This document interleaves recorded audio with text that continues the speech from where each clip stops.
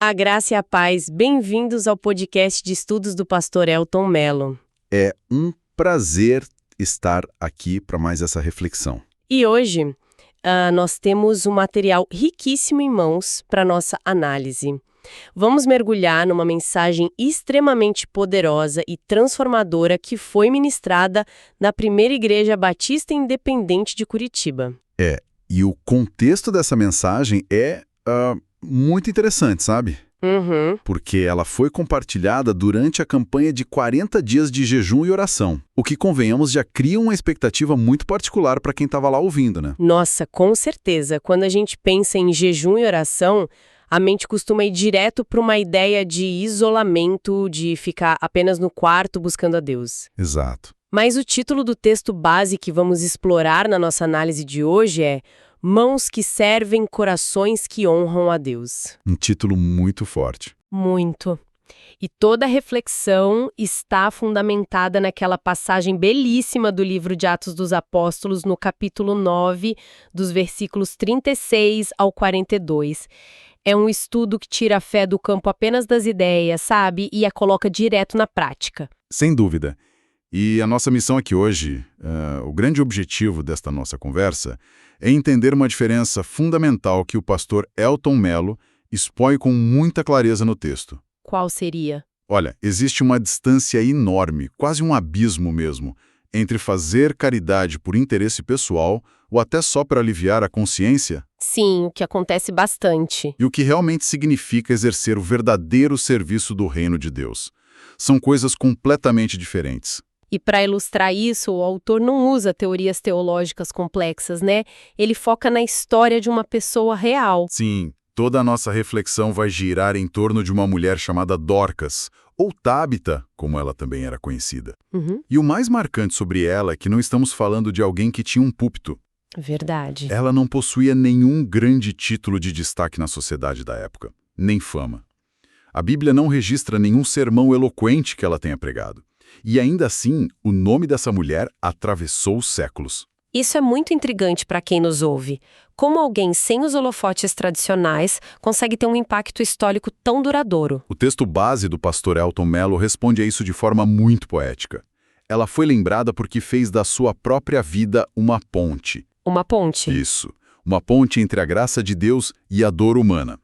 Ela não precisava de um palco para ser vista, porque o cotidiano dela já era o ministério. Ok, vamos analisar isso passo a passo. Vamos lá. Quando olhamos para o contexto bíblico, logo ali no comecinho de Atos, no capítulo 9, versículo 36, a primeiríssima informação que o texto faz questão de dar sobre Dorcas é que ela era uma discípula. Exatamente. E o pastor Elton Mello faz uma observação cirúrgica sobre o uso dessa palavra exata, não faz? Faz sim. Ele destaca que a ordem das coisas importa muito. Antes de Dorcas ser conhecida pelas suas boas obras, antes de ser lembrada por qualquer coisa que construísse com as próprias mãos, ela era conhecida pelo seu vínculo íntimo com Cristo. A identidade dela vinha primeiro. Deixa eu ver se entendi o ponto do autor. As pessoas não olhavam para ela apenas com aquele rótulo de a mulher simpática que ajuda os pobres, Não de jeito nenhum. mas sim como uma seguidora de Jesus que, como resultado direto dessa caminhada, ajudava quem precisava. Seria isso? É bem por aí. Se conectarmos isso ao quadro geral, encontramos aqui o primeiro grande princípio do reino de Deus abordado neste estudo detalhado. Que é a materialização da fé, certo? Isso. A fé verdadeira, aquela que realmente transforma o interior da pessoa, sempre encontra uma forma concreta de se manifestar no mundo físico. Ela não nasce de uma ideologia política ou de vaidade pessoal. Ela nasce de uma vida transformada. Mas isso levanta uma dúvida muito comum para o nosso ouvinte. Ali a gente vê muita gente fazendo ações sociais incríveis que não necessariamente têm uma raiz de fé. Com certeza. Como o pastor Elton Mello diferencia essa ação que nasce do reino daquela que nasce de outras motivações? Ele traz uma analogia muito visual para explicar como isso deveria ser natural na vida do cristão. A analogia da árvore e da fonte. Ah, sim. O pastor Elton Mello lembra que uma árvore viva dá fruto naturalmente. Ela não precisa fazer uma força absurda ou um projeto de marketing para dar uma maçã. Ela apenas frutifica porque tem vida nela. Perfeito. Da mesma forma, uma fonte viva naturalmente jorra água. Não é um esforço artificial ou fabricado só para impressionar alguém. O apóstolo Tiago ensina isso de forma muito direta quando diz que a fé sem obras é morta. É como se o serviço fosse o transbordar de um copo que já está cheio, né? Exatamente. O material do pastor Elton Mello é muito cuidadoso ao reforçar que as obras, sozinhas, não compram a salvação de ninguém. Ninguém é salvo porque costurou roupas ou deu comida. Mas essas obras são a evidência inegável de que existe uma fé viva ali dentro. Obras não salvam, mas evidenciam a salvação. Dorcas não separava a devoção espiritual dela da compaixão prática. Nem um pouco. Era uma mesma coisa para ela. Sabe, lendo essa parte da nossa análise, fica muito claro como a reflexão bate forte na nossa realidade hoje. Porque é muito comum vermos um tipo de assistencialismo que parece muito frio, muito mecânico. Frio em que sentido você diz? É como aquela ideia de pegar uma peça de roupa velha, entregar rapidamente para alguém e ir embora achando que já cumpriu a cota de bondade. Ou focar apenas em números, sabe? Organizações que dizem, este mês entregamos 5.000 peças de roupa. Mas ninguém ele parou para olhar nos olhos de quem estava recebendo. Vira apenas uma estatística. Exato. Como o estudo analisa esse cenário? Essa é uma distinção brutal que o pastor Elton Mello traz no texto. Para a cultura secular, o assistencialismo muitas vezes foca só em resolver o problema imediato, logístico. Mas no reino de Deus, servir é tornar o amor de Cristo visível. Tem que ter conexão real. Sim, envolve entregar o pão, com certeza. A pessoa está com fome.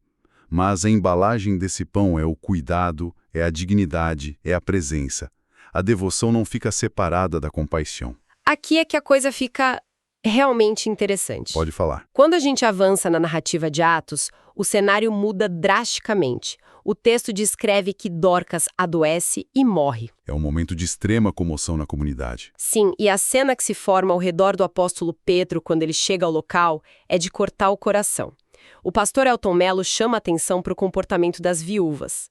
A gente precisa lembrar ao nosso ouvinte que as viúvas, naquela época do primeiro século, eram a classe mais vulnerável da sociedade. Sem proteção financeira, sem segurança social nenhuma. Exato. E elas se aproximam de Pedro chorando. Mas repare no que elas mostram a ele. Elas não trazem planilhas de doações ou relatórios. Elas trazem algo muito mais pessoal. Elas mostram as túnicas e os vestidos que Dorcas tinha feito. Elas estão literalmente vestindo as marcas do cuidado daquela mulher. São lembranças palpáveis. Isso levanta uma questão importante. Qual? No reino de Deus, servir é reconhecer a dignidade de quem sofre. E o pastor Elton Mello contrasta isso fortemente com o mero assistencialismo. Queria muito que a gente se aprofundasse nisso. Por que fazer uma roupa com as próprias mãos comunica tanta dignidade? Porque o mero assistencialismo pode manter alguém vivo biologicamente, mas o faz sem entregar esperança. Mantém o corpo funcionando, mas a alma continua abatida. Já a cultura do reino entrega o pão, mas também entrega acolhimento e verdade. E entregar uma túnica feita à mão era entregar tempo de vida, né? Sem dúvida. Fiar, tecer, costurar exigia semanas de dedicação.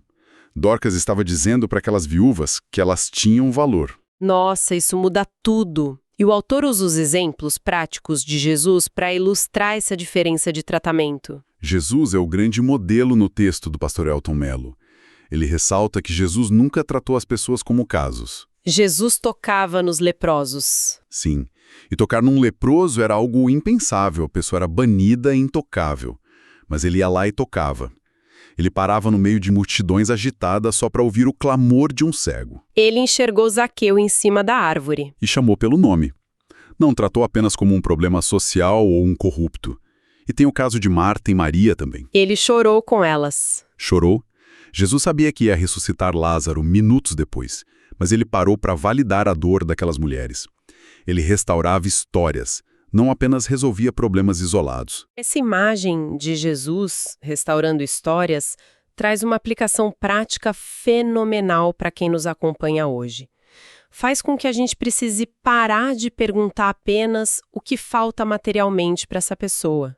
Exato. A pergunta muda. A gente começa a perguntar como eu posso revelar o amor de Cristo a ela.